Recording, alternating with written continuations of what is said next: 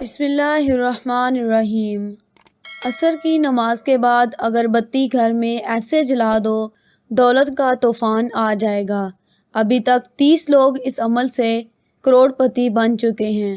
محترم ناظرین، آج ایک خاص وظیفہ آپ کی خدمت میں لے کر حاضر ہوئی ہوں۔ میرے کافی بھائی قابل احترام، میری مائیں بہنیں، انہوں نے کافی دفعہ کہا ہے کوئی ایسا وظیفہ ہو قرآنی جس سے ہمارے گھروں کے اندر رزق کی جو کمی ہے وہ دور ہو جائے۔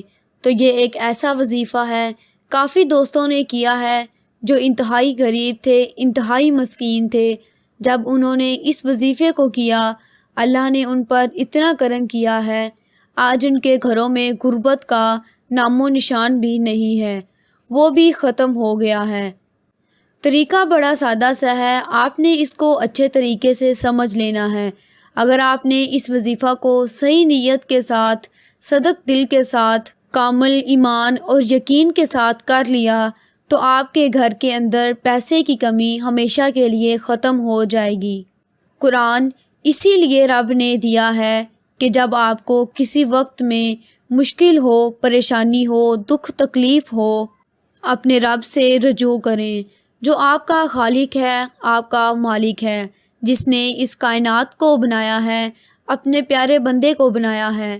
اللہ نے 18,000 مخلوقات کو بنایا ہے، لیکن ان ساری مخلوقات میں سے جتنی بھی مخلوقات ہیں، ان میں سے سب سے اعلیٰ اور افضل جو مقام ہے وہ بندے کا ہے۔ اللہ کو اپنے بندے سے بڑی محبت ہے، اسی لیے اللہ نے قرآن بھیجا ہے کہ میرا بندہ، آپ کو کسی وقت کسی چیز کی ضرورت ہو تو میرے ساتھ رابطہ کر لو، میں تمہاری مشکلات کو دور کر دوں گا۔ شیطان جو ہے وہ آپ کا کھلا دشمن ہے، وہ آپ کو اس سے دور رکھے گا، آپ کے ذہن میں ایسی باتیں لے کر آئے گا کہ نعوذ باللہ قرآن میں کیا ہے، آپ کا ایمان خراب کر دے گا، آپ کا یقین خراب کر دے گا۔ اس وجہ سے وہ بندہ اس دنیا میں بھی ذلیل و خوار ہوگا، آخرت میں بھی ذلیل و خوار ہوگا۔ اور اللہ کی قرآن سے محبت جو ہے وہ محمد مصطفیٰ صلی اللہ علیہ وسلم کے فرمان سے محبت ہے۔ جو بندہ نبی پاک صلی اللہ علیہ وسلم کے فرمان سے محبت کرتا ہے وہ کبھی بھوکا نہیں رہتا، اس کو کبھی مشکل نہیں آتی، اس کو کوئی پریشانی نہیں ہوتی، اس کو کوئی بھی مشکل آتی ہے تو وہ اللہ سے رجوع کرتا ہے، اللہ کے سامنے جھکتا ہے، اللہ کے سامنے روتا ہے۔ تو محترم ناظرین، اس وظیفے کا طریقہ کار بڑا سادہ سا ہے۔ آپ نے کس طریقے کے ساتھ اس وظیفے کو کرنا ہے، اس کا طریقہ کار آپ اچھے طریقے سے سمجھ لیں۔ آپ نے نماز عصر کے بعد اس وظیفے کو کرنا ہے۔ 1 عدد آپ نے اگربتی اپنے پاس رکھ لینی ہے۔ آپ روزانہ بھی اس عمل کو کر سکتے ہیں، صرف عصر کے بعد ہی آپ نے اس عمل کو کرنا ہے۔ ایک دفعہ طریقہ کار آپ سمجھ لیں، اس کے بعد اس عمل کو کرنا شروع کر دیں، دیکھنا کیسے گھر میں آپ کے انشاءاللہ برکت ہی برکت ہوگی۔ آپ نے پاک صاف ہو کر، باوضو ہو کر کسی پاک جگہ پر بیٹھ جانا ہے۔ کوشش کرنی ہے کہ اس وقت آپ کے پاس بالکل شور نہ ہو۔ آپ نے سب سے پہلے اعوذ باللہ من الشیطان الرجیم بسم اللہ الرحمن الرحیم پڑھ لینی ہے، اور اس کے بعد آپ نے درود شریف پڑھ لینا ہے۔ درود شریف پڑھنے کے بعد آپ نے اپنی آنکھیں بند کر لینی ہے۔ نماز عصر کے بعد آپ نے یہ کرنا ہے۔ اگر آپ اس عمل کو کرنا چاہتے ہیں اور ویڈیو کو آپ نے مکمل نہیں دیکھا تو شروع سے لے کر ایک دفعہ ویڈیو کو مکمل دیکھ لیں، انشاءاللہ روحانی طور پر بھی مدد آپ کے ساتھ شامل ہو جائے گی، اور پھر اس عمل کی جب برکتیں ہیں، جو فضیلتیں ہیں، وہ آپ خود دیکھیں گے۔ نماز عصر ایک ایسا احساس وقت ہوتا ہے، انسان کے نامہ اعمال کے جو فرشتے ہیں، جو نیکیاں لکھتے ہیں، جو برائیاں لکھتے ہیں، وہ پہلے والے رجسٹر کو کلوز کر دیتے ہیں، نئے فرشتے آتے ہیں، وہ چارج لے لیتے ہیں، پہلے والے چھٹی پر چلے جاتے ہیں اور نئے فرشتوں کی ڈیوٹی لگ جاتی ہے۔ یہ ایسا وقت ہوتا ہے عصر کا، اس کی اللہ پاک نے قرآن پاک میں قسم کھائی ہے، والعصر ان الانسان لفی خسر۔ اللہ پاک قسم اٹھاتے ہیں کہ مجھے وقت عصر کی قسم کہ انسان نقصان میں ہے۔ یہ خاص وقت ہے جس میں اللہ پاک نے اسپیشل قسم کھائی ہے۔ اس سے 2 نماز پہلے ہی 2 نماز بعد میں ہیں۔ یہ درمیانی نماز ہے، اس کی بہت اہمیت ہے۔ یہ وہ وقت ہے جس وقت فرشتے مسجدوں کے اندر، گھروں کے اندر، گلیوں کے اندر اتنی تعداد میں ہوتے ہیں، صرف انسان کو نظر نہیں آتے، باقی تمام مخلوقات ان کو دیکھ رہی ہوتی ہے۔ یہ وہ لمحے ہوتے ہیں، یہ وہ وقت ہوتا ہے عصر کا، جب انسان اس وقت اچھا کام کرے، جو فرشتے پہلے موجود ہوتے ہیں وہ بھی اس کو تحریر کر لیتے ہیں، جو بعد میں فرشتے آتے ہیں وہ بھی اس عمل کو لکھ لیتے ہیں۔ یہ وقت ایسا ہوتا ہے کہ دونوں فرشتے آ کر لکھنا شروع کر دیتے ہیں۔ کیسے اس ٹائم کی طاقت ہے، اس کی پاور ہے، اس کی فضیلت ہے۔ کوئی ایسا وقت نہیں ہے جس وقت یہ دونوں فرشتے ایک دفعہ اکٹھے ہی لکھیں۔ یہ صرف عصر کے وقت اکٹھے ہوتے ہیں۔ میرا رب جو ہے عرش والا، وہ اپنے بندے سے بڑی محبت کرتا ہے، بڑا پیار کرتا ہے، اسی لیے بہانے ڈھونڈتا ہے۔